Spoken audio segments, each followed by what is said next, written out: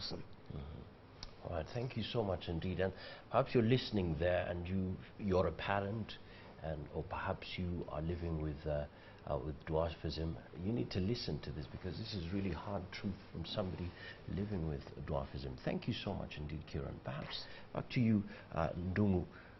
There's a couple of things that you're pushing as an association, and one has been that you should be exempted from paying tax.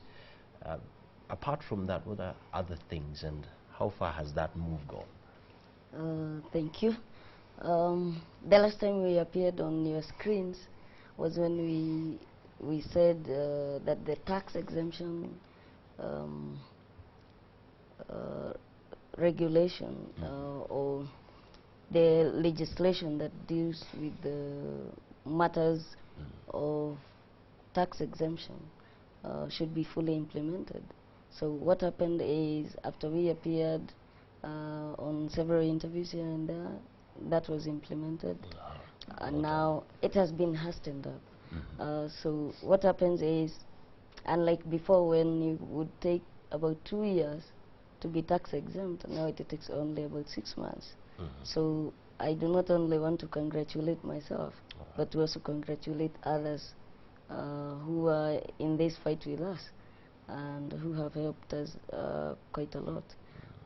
We have our MPs in the big house making the laws. They listen to us. They listen. And it would also be important I mention here, such a person like Honorable Maura is in that house specifically for persons with disabilities. That is what he represents. So the first thing was to visit him, tell him what it is that we want. And so far I'm happy to report we are doing well. Apart from that, we are also into our own socio-economic development. We have signed several deals here and there.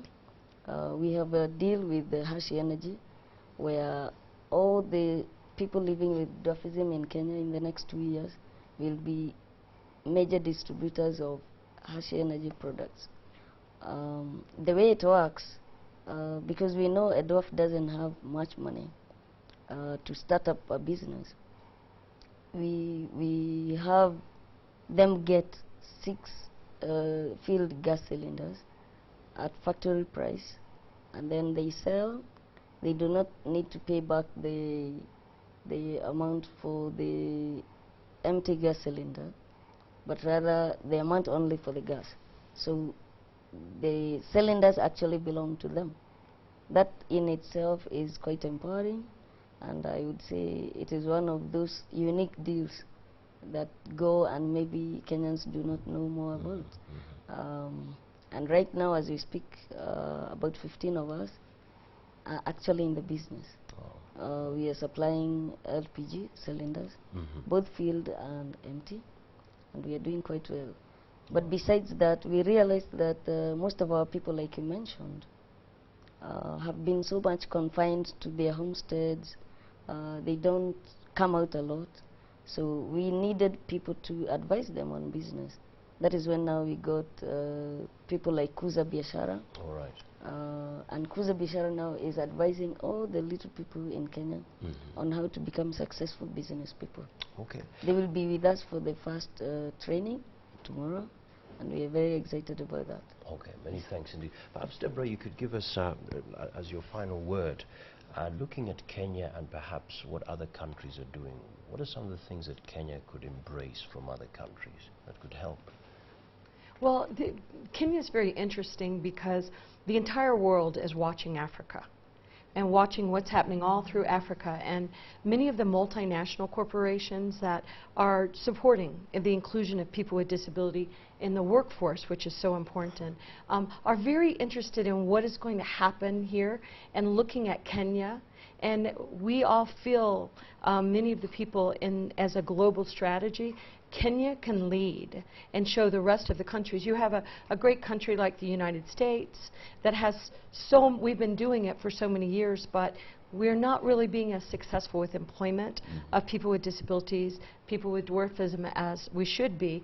And so I think a country like Kenya you can look and see the best practices around the world Right. and implement them here, but at the same time, show the world that you can do it better and that you can be creative and innovative. You're already doing it. William is a perfect example of an entrepreneur and a leader. What he made happen just for this December 3rd event, he brought me and my daughter and Absolutely. Becky I mean, from the U.S. He brought Kiran, a famous actor from the... It's just amazing what he accomplished in 3.5 months. I think he's an example of what Kenya can do.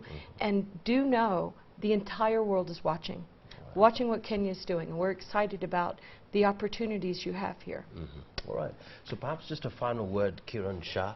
We're waiting for, of course, 3rd December, when now the association will be launched. Your final word for people out there.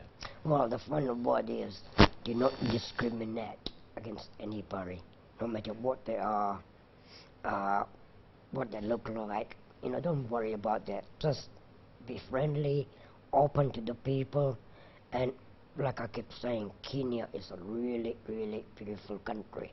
There are mix of people living here, and Kenyans, they welcome people, you know, with open arms.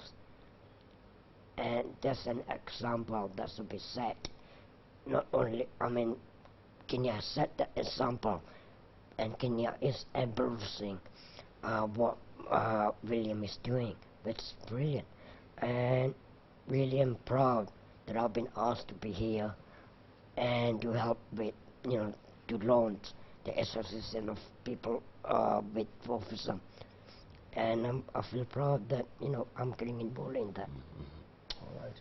Many thanks indeed. We'll stop there, and one message that is very clear is that do not discriminate against anyone, regardless of who they are, where they are from. Do not discriminate. Many thanks indeed for being part of the Power Breakfast Show. We totally appreciate your questions, your comments. Thank you so much for being part of it. On behalf of Wanamutegi Njau and the entire Power Breakfast Show team, my name is Johnson Mwakazi. Do have a blessed and awesome weekend. Let's meet next week on Mondays. God wills. All the best.